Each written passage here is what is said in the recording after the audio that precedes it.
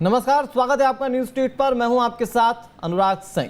कहने को तो जल ही जीवन है, लेकिन ये जल जब जल प्रलय में तब्दील हो जाए तो फिर कोई क्या करे। मध्य प्रदेश और छत्तीसगढ़ इन दिनों जल प्रलय से जूझ रहे हैं। बारिश और उससे बने बाढ़ के हालात ने हर किसी को मुसीबत में डाल दिया है। मध्य प्रदेश में इस बार हुई बारिश ने पिछले कई सालों के रिकॉर्ड्स तोड़ दिए। बताया जाता है कि 20 साल पहले इस तरह की बारिश हुई थी और उसके बाद अब एक बार फिर से बारिश इस कदर मुसीबत बरपा रही है। मध्य प्रदेश के होशंगाबाद में पानी ने इस साल वो रौद्र रूप दिखाया जो पिछले 47 सालों में किसी ने नहीं देखा था। मध्य प्रदेश के साथ साथ छत्तीसगढ़ में जल प्रलय से हालात नजर आते हैं। मुसीबत की इस घड़ी में क्या कर रही है आपकी चुनी हुई सरकारें? आने वाले हालात से निपटने के लिए कितने तैयार हैं? हम इन्हीं तमाम मुद्दों पर विस्तार से चर्चा करेंगे। चर्चा के लिए मध्य प्रदेश और छत्तीसगढ़ के कोने कोने से हमारे सहयोगी हमारे साथ जुड़ेंगे। लेकिन आगे बढ़ने से पहले मध्य प्रदेश और छत्तीसगढ़ में बारिश को लेकर, बाढ़ को लेकर स्थिति क्या है, दिखाते हैं आपको इस विशेष रिपोर्ट के जरिए। पिछले 2 दिनों से हो रही लगातार बारिश ने एमपी में भारी तबाही मचाई है। राजधानी भोपाल समेत प्रदेश के दूसरे जिलों में बारिश की वजह से बाढ़ की स्थिति विकराल हो गई है। होशंगाबाद में लोगों को बचाने के लिए एनडीआरएफ और सेना को उतारा गया है। एमपी में भारी बारिश की वजह से 17 से ज्यादा जिलों में बाढ़ की स्थिति बनी हुई है। प्रदेश के सभी प्रमुख बांधों के गेट खोल दिए गए हैं। 47 साल बाद नर्मदा भी होशंगाबाद में उफान पर है।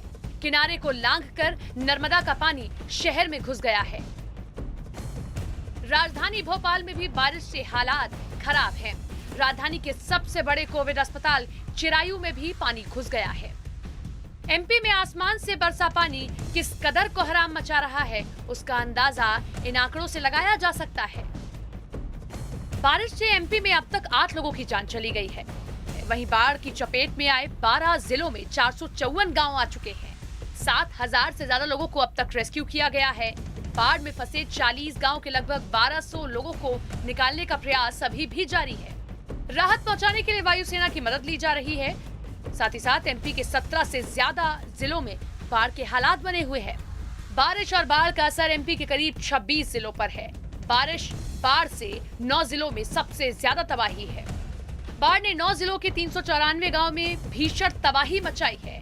बाढ़ प्रभावित जिलों में राहत और बचाव कार्य अभी भी शुरू किया गया है। बाढ़ प्रभावित जिलों में एनडीआरएफ और एसडीआरएफ की टीमें उतार दी गई हैं। बारिश से पूरे प्रदेश के 805 गांव प्रभावित हुए हैं। बाढ़ और बारिश से 110 मकान क्षतिग्रस्त हुए और खतरे के निशान से 9 फीट ऊपर इस वक्त नर्मदा नदी बह रही है। वहीं सरकार दावा कर रही है कि उसकी पूरे हालात पर नजर बनी हुई है। राहत और बचाव कार्य जारी है। जल्दी ही हालात काबू में होंगे। श्योपुर से जब पानी रवाना मुरैना के लिए होता है तो उसे 13-14 घंटे से अधिक लग जाते हैं मुरैना तक पहुंचने में, और उसके बाद भिंड पहुंचने में 6-7 घंटे लगते हैं। वहां पर अलर्ट कर दिया गया है। आज सुबह 600 लोग रेस्क्यू के भोपाल से 5 बजे रवाना कर दिए गए हैं ग्वालियर के लिए। वहां से 300 लोग श्योपुर जाएंगे। 600 लोग ग्वालियर कैंप करेंगे। भिंड और मुरैना में जैसी आवश्यकता होगी तो भिंड और मुरैना के लिए ग्वालियर में कैंप करेंगे सेंटर पॉइंट पर। वहां जैसी आवश्यकता होगी वैसे लोग जाएंगे। सरकार के दावे अपनी जगह है, लेकिन जमीनी हकीकत से जुड़े आंकड़े काफी हैरान कर देने वाले हैं। लगातार हो रही बारिश से हाल बेहाल है। राज्य के लगभग सभी बांधों में पानी का लेवल फुल है। होशंगाबाद के तवा डैम के 13 में से 13 गेट खोल दिए गए हैं। इंदिरा गांधी बांध के 22 गेट खोले गए। राजघाट बांध के 18 में से 14 गेट खोल दिए गए हैं।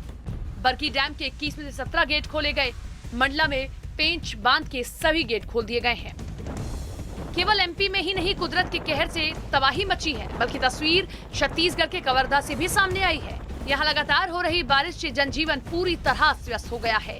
कई जगहों पर तो आलम यह है कि लोगों को मेडिकल सेवाएं तक उपलब्ध नहीं हो पा रही हैं। वक्त पर इलाज नहीं मिलने की वजह से लोग जान तक गंवा रहे हैं।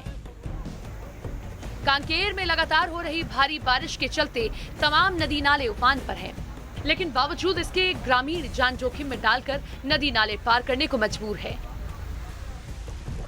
राजधानी रायपुर में भी पानी के सितम से हालात बेकाबू हैं। बारिश के पानी ने लोगों के घरों पर कब्जा जमा लिया है। बाढ़ और बारिश का सबसे ज्यादा असर किसानों पर पड़ा है। फसलें पूरी तरह बर्बाद हो चुकी है। निचले इलाकों में रहने वाले लोगों के घरों में पानी भर गया है। सड़कों पर पानी भरने से जगह जगह ट्रैफिक जाम के हालात बन गए हैं। मौसम विभाग के मुताबिक आने वाले कुछ और दिनों तक इसी तरह की बारिश का सितम देखने को मिल सकता है और यही वजह है कि एमपी और छत्तीसगढ़ के लगभग सभी जिलों में भारी बारिश का अलर्ट जारी कर दिया गया है। ऐसे में देखना यह है कि आसमान से बरस रही ये आफत लोगों को कितना और परेशान करती है। Team news 10। दरअसल मध्य प्रदेश में भारी बारिश के बाद सरकार अलर्ट पर है। राहत और बचाव कार्य जारी है। मुख्यमंत्री शिवराज सिंह चौहान ने खुद इस बात की जानकारी दी है। एयरफोर्स के जवानों ने रिस्क लेकर लोगों को बचाया। 264 के करीब लोगों को एयरलिफ्ट किया गया है। एनडीआरएफ और एसडीआरएफ ने अच्छा काम किया। मुख्यमंत्री ने इसकी तारीफ की। अहम बात यह भी है कि बाढ़ से 7 लाख हेक्टेयर फसल बर्बाद होने का अनुमान लगाया गया है। बाढ़ राहत के लिए मंत्रियों की ड्यूटी लगाई जाएगी। प्रदेश में बीमारियों के बढ़ने के भी आसार यहां पर होंगे, इस बात की आशंका मुख्यमंत्री ने जाहिर की। बड़ी बात यह भी है कि कोरोना इस वक्त पूरे देश में पैर पसार रहा है और बारिश के इस मौसम में जब पानी हर तरफ नजर आ रहा है, तमाम नियमों को उतनी कड़ाई से माना नहीं जा पा रहा है। आशंकाएं कहीं ज्यादा बढ़ जाती हैं। इसके अलावा बीमारियों से बचने के लिए अभियान चलाने की बात मुख्यमंत्री ने कही। होशंगाबाद, सीहोर और रायसेन सबसे ज्यादा प्रभावित हैं। बारिश से अभी तक कोई जनहानि नहीं हुई है। ये तमाम बातें मुख्यमंत्री शिवराज सिंह चौहान ने कही हैं।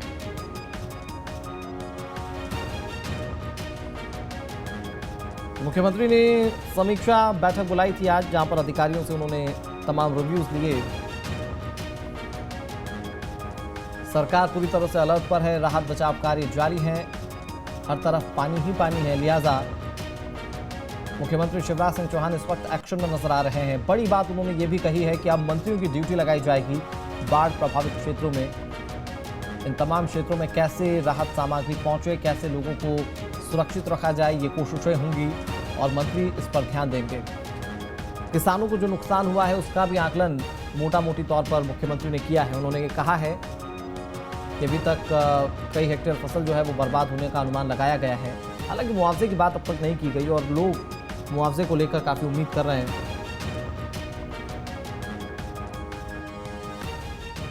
राहत की बात है कि अब तक कोई जनहानि नहीं हुई है बारिश की वजह से। फिलहाल मुख्यमंत्री शिवराज सिंह चौहान ने समीक्षा बैठक की, यहां पर रिव्यूज लिए तमाम अधिकारियों से और उसके बाद जो बातें कही हैं वो न्यूज स्टेट आपको बता रहा है। बारिश से कोई जनहानि अब तक नहीं हुई है। होशंगाबाद, सीहोर, रायसेन सबसे ज्यादा बाढ़ से प्रभावित क्षेत्र हैं। फिर कई मकान अभी डूबे हुए हैं, कुछ निकल रहे हैं, तो डैमेजेज काफ़ी हुआ है। अभी तो फौरन नुकसान का आकलन किया जा सकता है, लेकिन नुकसान बड़ा है। उनकी क्षति का आकलन और सफाई की व्यवस्था के लिए नगरीय विकास विभाग और ग्रामीण विकास विभाग को हमने लगाया है कि जैसे जैसे पानी उतरता जाए युद्ध स्तर पर हम लोग सफाई करने की व्यवस्था करें। आवश्यक दवाइयाँ पानी में जो डाल के शुद्ध करने की होती पीने के लिए, उसका इंतजाम, और जहाँ जहाँ नल जल स्कीम है उनको कैसे रिवाइव कर सकते हैं। ट्रांसफार्मर वगैरह जैसे निकलेंगे सावधानी से शुरू करने पड़ेंगे। स्वास्थ्य विभाग इन बीमारियों से बचने के लिए पूरे इलाके में जहाँ जहाँ बाढ़ का पानी है व्यापक अभियान चलाएगा। कल तस्वीरें न्यूज स्टेट ने आपको दिखाई दी, जहां मुख्यमंत्री शिवराज सिंह चौहान ने बाढ़ प्रभावित इलाकों के हवाई सर्वे किए थे। इसके बाद आज मुख्यमंत्री इन तमाम प्रभावित क्षेत्रों में जाएंगे। खबर है कि मुख्यमंत्री होशंगाबाद के दौरे पर जाएंगे, वहां पर लोगों से मुलाकात करेंगे। जो बाढ़ प्रभावित लोग हैं उनसे उनकी बातचीत होगी। राहत बचाव कार्यों की समीक्षा उनकी ओर से की जाएगी। उम्मीद की जानी चाहिए कि बाढ़ और बारिश से जो तबाही मची है इसको लेकर लोगों को बड़ी मदद मिल पाएगी।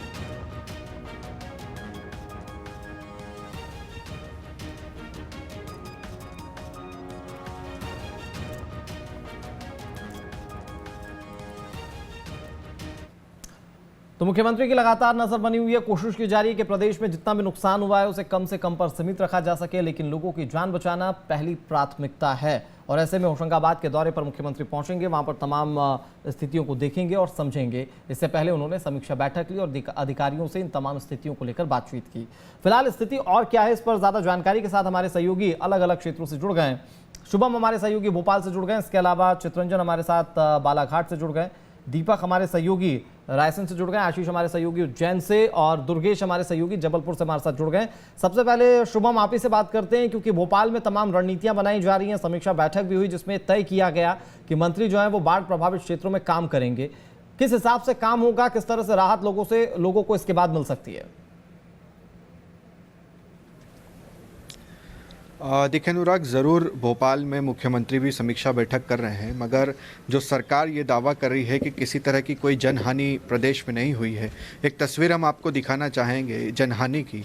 यहाँ ये भोपाल का दामखेड़ा इलाका है और यहाँ पर दीवार के ढहने से एक शख्स की मौत हुई है। ये लाइव तस्वीरें आप देख रहे हैं जो कि हम दिखा रहे हैं, और सरकार भी कम से कम ये तस्वीरों को देखे जहाँ पर दीवार के ढहने से ये घर टूट चुके हैं। ये तस्वीरों में आप देखिए 3 से 4 ये लगातार घर हैं और ये टूट चुके हैं। लोग यहाँ पर सड़क पर आ गए हैं, साथ ही साथ एक शख्स की मौत भी हो गई है। तो जो सरकार बार बार ये चीज़ कह रही है कि प्रदेश में कोई जनहानि नहीं हुई, ये सरकार को तस्वीरें देखना चाहिए कि देखिए भोपाल में ही, यानी कि आपको ज़्यादा दूर भी नहीं जाना है, राजधानी में ही दीवार के ढहने से एक शख्स की मौत हुई है। अब इसको लेकर आगे क्या कुछ होगा, कितना मुआवजा होगा, कुछ लोग भी हमारे साथ हैं जो यहीं के रहवासी हैं, इनसे भी हम जान लेते हैं।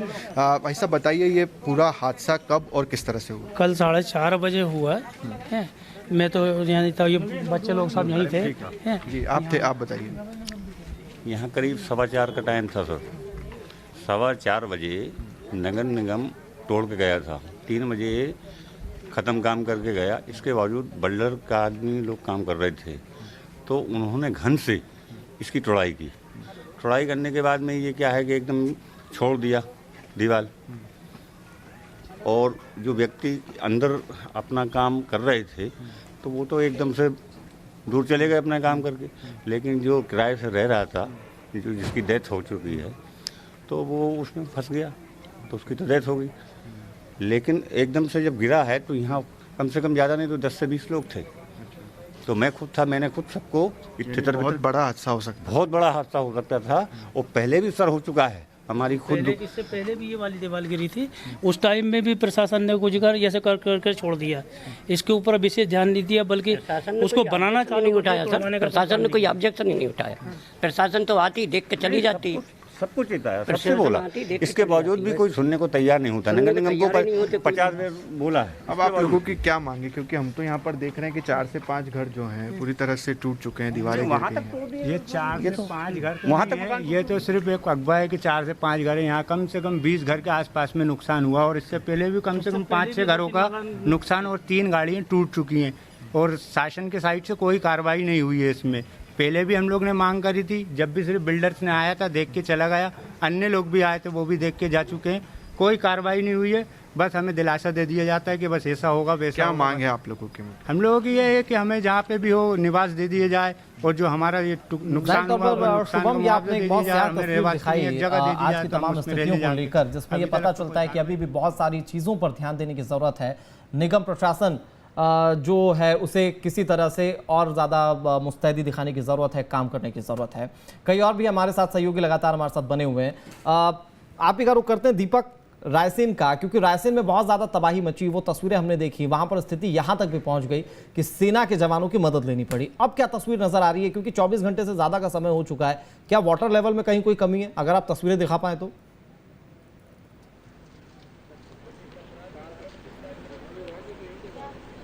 जी हाँ, मैं आपको ये बताना चाहूँगा अनुराग कि मैं इस समय नेशनल 146 पर खड़ा हूँ। ये भोपाल को बुंदेलखंड से जोड़ता है ये मार्ग, लेकिन इस मार्ग पर बेतवा नदी के आगे एक पुलिया है। यहाँ लगभग 4 से 5 फीट पानी भरा हुआ है और लगातार पानी बढ़ रहा है, पानी कम नहीं हो रहा है। चूँकि पानी ज़्यादा बढ़ने के कारण कई आसपास के गांव हैं, जो गांव इसमें चपेट में आ गए हैं। कई गांव में पानी घुस गया है, मकानों में पानी घुस गया है। जो पास में जो पगलेश्वर गांव है, पगलेश्वर गांव में भी स्कूल डूब गया है, मंदिर डूब गया है। नदी के किनारे जो मकान बने हैं वो मकान डूब गए हैं। तो कुल मिलाकर हम ये कह सकते हैं कि स्थिति बहुत भयावह है, क्योंकि जब तक पानी नहीं उतरता तब तक कुछ भी कहना संभव नहीं है। जी अनुराग। ठीक है, आपने जो तस्वीरें दिखाई जाहिर तौर पर दीपक, उससे समझा जा सकता है कि अभी भी स्थिति जो है जिस पर बहुत ज्यादा ध्यान देने की जरूरत है। होशंगाबाद के क्षेत्रों में जब मुख्यमंत्री पहुंचेंगे वहां का जायजा लेंगे और उसके साथ साथ तमाम दूसरे इलाकों में भी उनके जाने का कार्यक्रम है। अगर मैं चित्ररंजन आपके पास आऊं, बालाघाट नर्मदा के जो क्षेत्र हैं वहां पर बहुत ज्यादा प्रभाव देखने को मिला, बाढ़ का, पानी का प्रकोप देखने को मिला। आसपास के क्षेत्र जो इसके डूब क्षेत्र में आते हैं, इस वक्त क्या स्थिति बनी हुई है? क्या सभी लोगों को रेस्क्यू कर लिया गया है?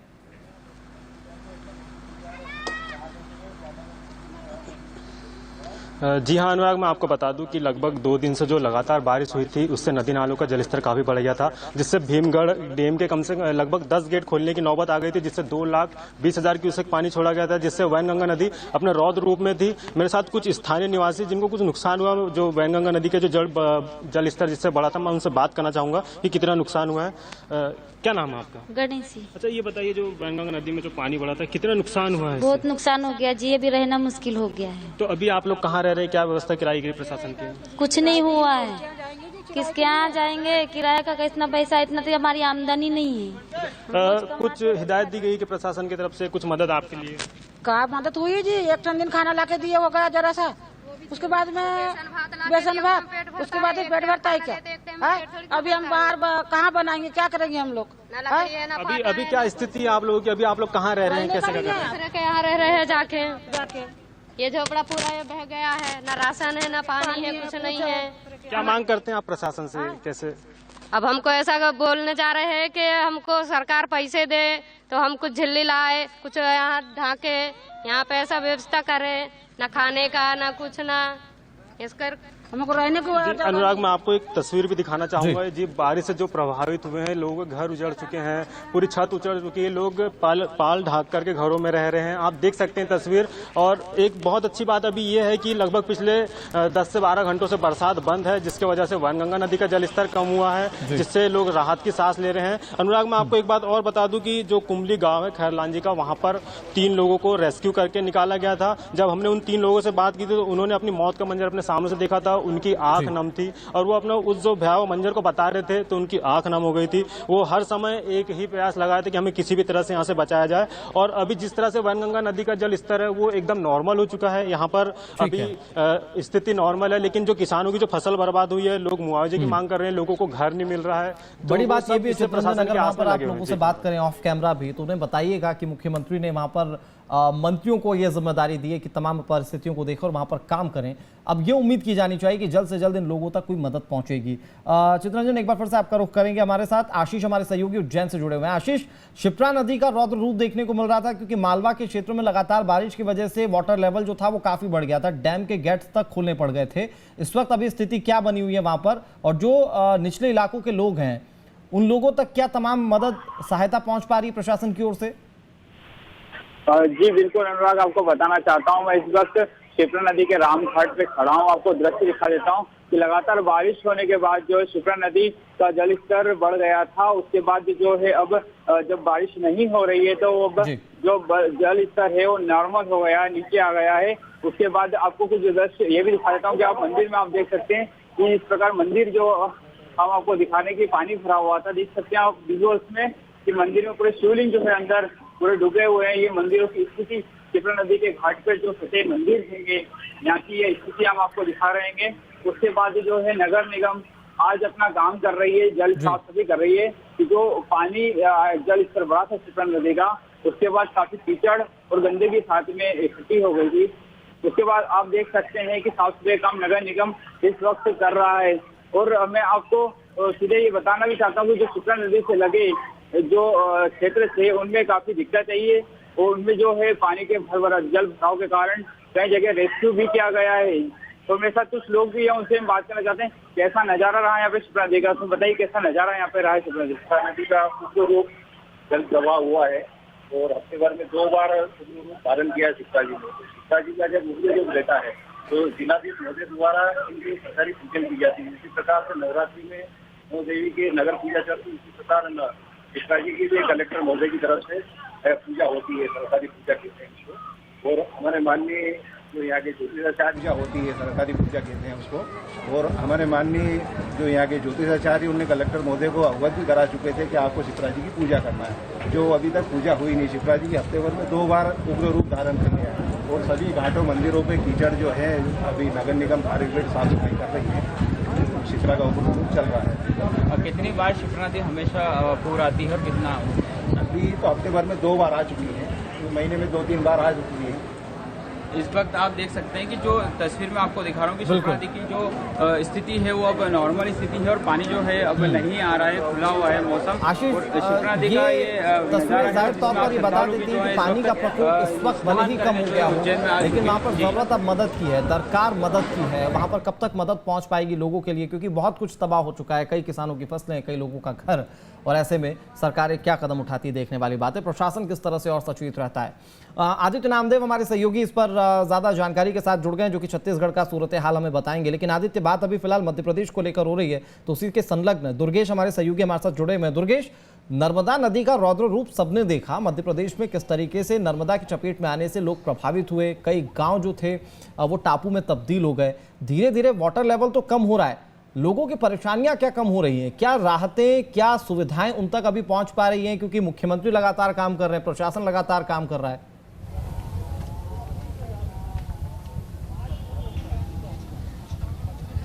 देखिए, जिस गति से सरकार काम करती है उस गति से जिस तरह से सर्वे होता है उतनी गति से लोगों तक मदद नहीं पहुंच पाती, और यही वजह है कि लोग परेशान होते रहते हैं। बात जबलपुर की करें अनुराग, तो जबलपुर में भी यही हालात बने हुए हैं।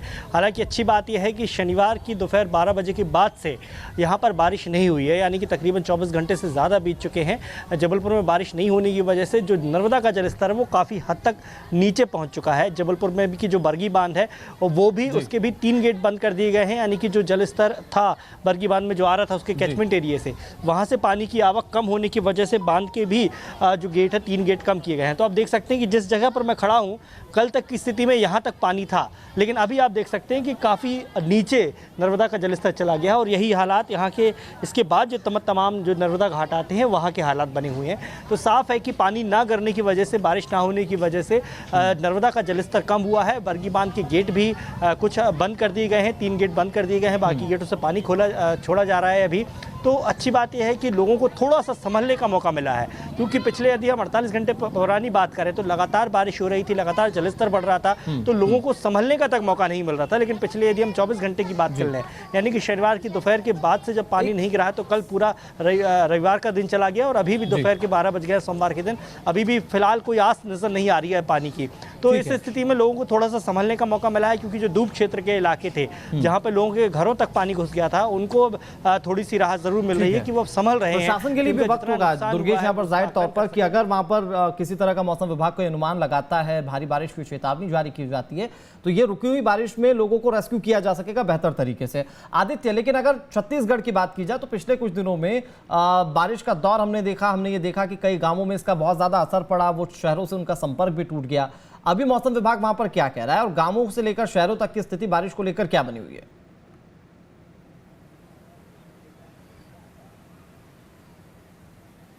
अनुराग जी, देखिए, मध्य प्रदेश में हो सकता है बारिश से हाहाकार, और छत्तीसगढ़ की स्थिति भी बहुत अच्छी नहीं है। बीजापुर, जांजगीर, बिलासपुर, रायपुर, सबकी स्थिति बहुत खराब रही है। कल दोपहर से ही बारिश रुकी है, लेकिन उसके बाद भी ये खारून नदी है जहां पर मैं भी खड़ा हूं, ये खारून नदी पर आप पैदल चलकर इस तट से उस तट जा सकते हैं, इतना पानी रहता है खारून नदी में। और आज देख लीजिए खारून की जो स्थिति है वो क्या बता रही है। ये लक्ष्मण झूले को बंद किया गया है सिर्फ पानी के चलते। भंवर है यहाँ पर पूरी तरह से, कल ही परसों यहाँ पर काफी भैंसों के डूबने की भी यहाँ पर सूचना है। ये बीच में आप देख सकते हैं पैच, यहाँ से लोग पैदल वहां तक भी उस तरफ, क्योंकि वो इलाका जो नदी के उस पार है वो दुर्ग का इलाका है, अमलेश्वर कहलाता है, पैदल चले जाते थे लोग। आज इतना पानी है कि लोग यहाँ पर, पर्यटक यहाँ पर पहुंच रहे हैं। तो स्थिति कमोबेश छत्तीसगढ़ की भी बहुत खराब रही, कुछ जिलों की लगातार बारिश के चलते स्थिति खराब हुई है। नदी नाले, और सबसे बड़ी बात है बेमेतरा और बलौदा बाजार का जिक्र जरूर करूंगा। बेमेतरा में तो हालत बहुत ज्यादा खराब है, कई 100 गांव जो हैं वो डूबे पड़े हैं, प्रशासन वहां पहुंचने की कोशिश कर रहा है। हालांकि अभी तक किसी की मौत की सूचना वहां से नहीं है। पहली ये कि मौसम विभाग अभी अनुमान छत्तीसगढ़ को लेकर क्या लगा रहा है, क्योंकि अभी मध्य प्रदेश को लेकर 48 घंटे का जो अलर्ट था उसके 24 घंटे बीत चुके हैं, तो छत्तीसगढ़ को लेकर भी क्या इस तरह का कोई अलर्ट है? अभी भी किसी समय पर सचेत रहने की जरूरत है? और दूसरी तरफ मध्य प्रदेश में बातें राहत पहुंचाने की हो रही हैं, छत्तीसगढ़ में क्या संदर्भ में इस दिशा में सरकार ने अभी कोई बैठक की है, किसी तरह का कोई रोडमैप तैयार किया है?